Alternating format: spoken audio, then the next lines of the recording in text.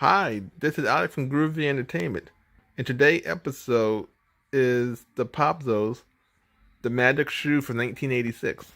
So let's get started.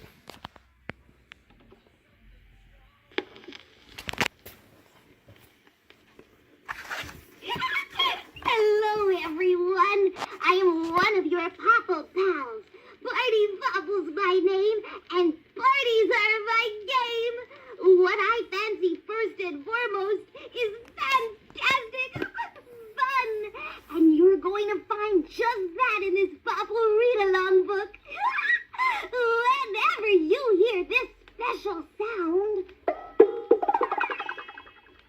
it means it's time to turn the page in your storybook. Okay? Get ready. Get set. And here we go with the Popples and the Magic Shoe. It was a marvelous morning.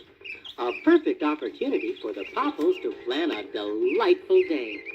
We can't just sit around and do nothing on a great day like this. Party said to the other Popples as they were popping out of their pouches. Let's have a picnic party at Peacock Point. A picnic party? Repeated Potato Chip Popple, smacking her lips. I'll prepare the pickles and potato salad and pepperoni pizza. How about some peppermints and peanut brittle and pistachio ice cream and pink punch? Piped up Pancake Popple, whose sweet tooth was every bit as sweet as she was. Cool it. Snapped PC Popple. Stop all this fiddle-faddle. Why should we? Pouted Pretty Bit Popple. Don't you like the idea of a picnic party at Peacock Point? Like it? I love it. Shouted PC. But let's not waste all this time just talking about it. Let's do it. Let's go. Okay. Agreed Party. Just give me a couple of minutes to pile everything we'll need into my party pouch. As soon as Party was packed, the Popples left for Peacock Point. They followed the path along the bay until they found the perfect picnic place, a soft, grassy spot under a shade tree overlooking the beach. The Popples stopped and helped Party unpack her pouch. They placed a pink and purple polka-dotted cloth on the grass and put out all the paper plates and cups and piles of picnic goodies. Then the Popples plopped down in the shade and started to sample all the snacks. When they were sufficiently stuffed, the Popples popped into their pouches and settled down for a short snooze.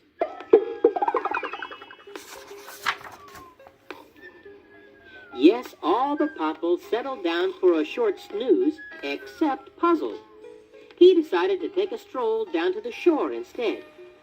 As he strolled, he suddenly stumbled over something stuck in the sand. Puzzle got down on his knees and started to dig in the sand. He dug and dug until he had dug a big hole and uncovered the thing that had caused him to stumble in the first place. It was a shoe. A very big shoe. Using the laces up the front of the shoe like a ladder, Puzzle climbed all the way to the top and peeked down into the darkness inside. It looks like there's something down there in the shoe, Puzzle said to himself. I wonder what it is. I wish I was small enough to slide all the way down to see. Suddenly, everything started to spin around. Then, with a strange whoosh, Puzzle felt himself sliding down inside the shoe. Puzzle looked around him as he slid. The inside of the shoe looked like some magical land, like the stories he had read in Tales of the Arabian Nights. Everything was shimmery and shiny. There were jeweled lanterns and silver streamers and piles of plump, plushy pillows at the bottom. Puzzle landed with a plop on one of the piles of plump, plushy pillows and said, Boy, I wish all my Popple pals could see this. Suddenly, everything began to spin around again. Then, with a whoosh, all the another popple suddenly appeared right inside the shoe with Puzzle. The popples were all positively perplexed. Putter was so shocked that he actually stood still. Potato Chip stopped snacking. In fact, she lost her appetite. Prize stopped primping, and Pretty Bit was speechless. Puffball lost her voice, and Pancake twisted her tail. Party forgot her plans, and for once, PC lost his cool. What happened? He stammered shakily. Puzzle pondered over the predicament for several minutes. Then a slow smile spread all over his face. I may have solved the mystery, he said modestly.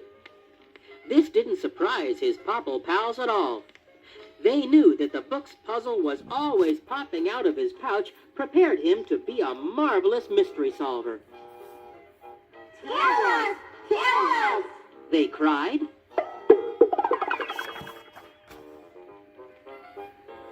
When all the popples had calmed down, Puzzle announced, You've heard of a magic carpet, haven't you?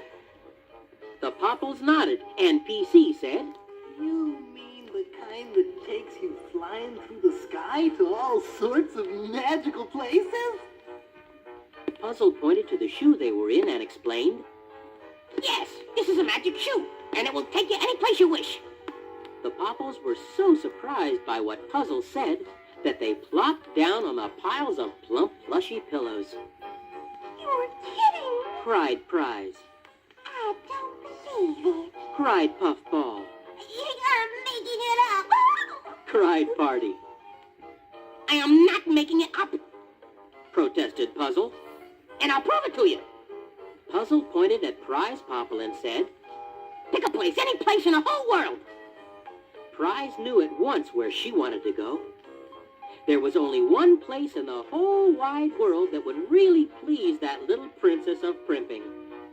I wish we could go to Paris. She said. Then, pulling her mirror from her pouch, Prize prepared to make herself perfect for the trip. But Prize never had the chance, for suddenly everything, including the popples, began to spin around. With a whoosh, the magic shoe lifted up and began flying through the air.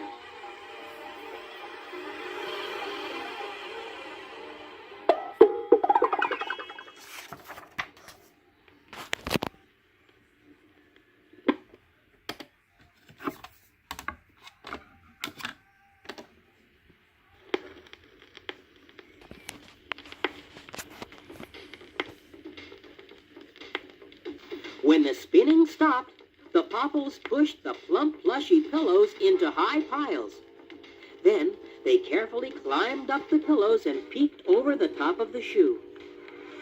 They were flying across the sky faster than a jet, faster than a rocket. Over the ocean and over the land they zoomed. Then, all at once, they saw it in front of them.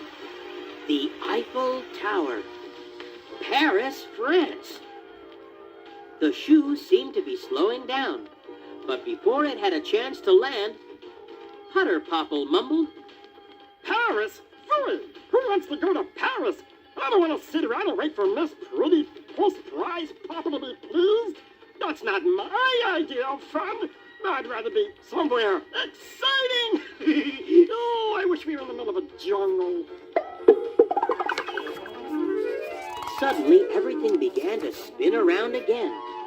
Then, with a whoosh, the shoe, popples and all, was zooming through the air again. Faster and faster went the shoe. Around and around went the popples as they clung to each other inside the shoe. Then, just as suddenly, the spinning stopped. With a big bump, the shoe landed on the ground.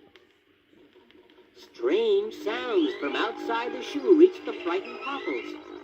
There were grunts and grumbles, snorts and snarls, roars and rumbles, shrieks and screams, hisses and howls. I'm scared. cried Potato Chip, who had never heard such sounds before. It sounds like all kinds of wild things are out there. What baby? Stammered Pretty Bit Popple. I'm scared too. Well, I'm not. And you all are just letting your imaginations get the best of you. Scolded Putter impatiently. Climb up and look out with me, and you'll see that I'm right. The Popples climbed up the pile of pillows and peeked over the top of the shoe. They were in the middle of a weird jungle, completely surrounded by prowling, growling, creepy, crawly creatures. That certainly was plenty to be scared about.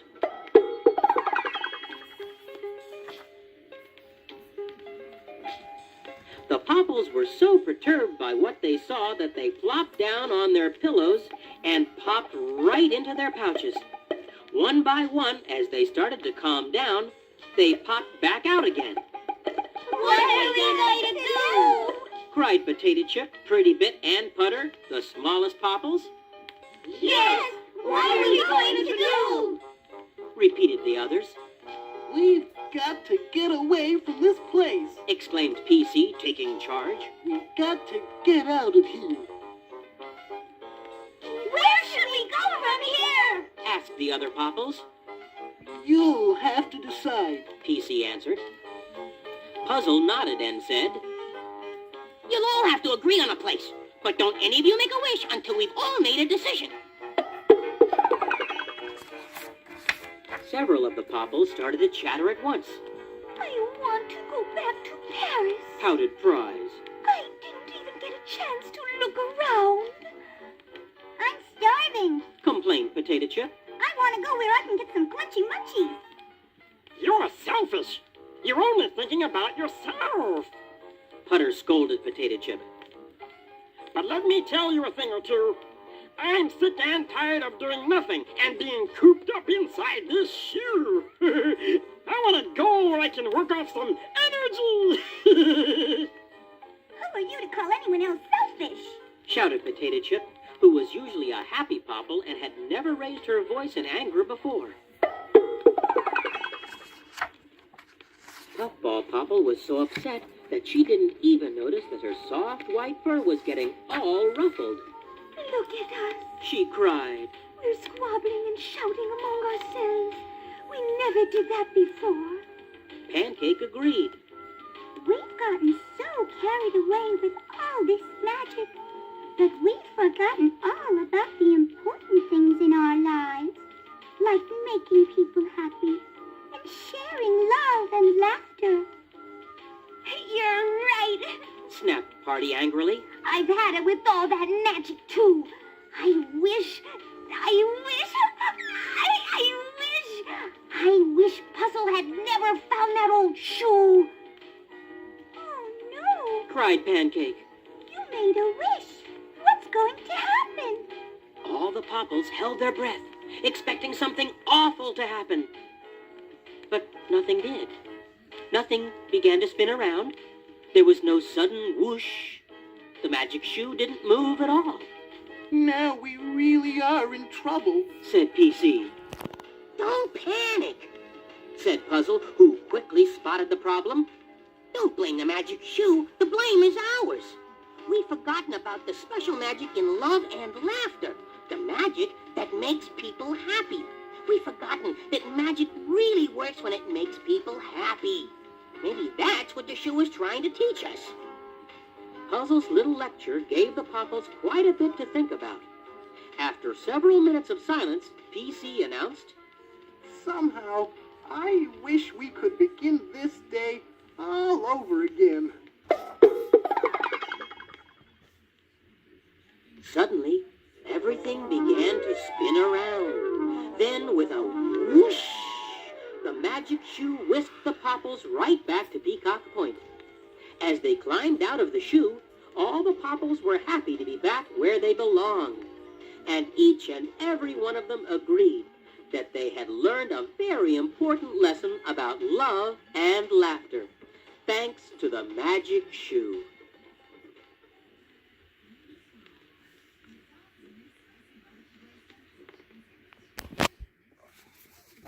So this was the popples, the magic shoe from 1986. Like I said in another video, I have seen this cartoon back in the 80s, and it was pretty good. So please like and subscribe, and have a groovy day. And this is the last episode for series 2. We will start series 3 next time, and we'll start all back over again. So we'll see what we get next time.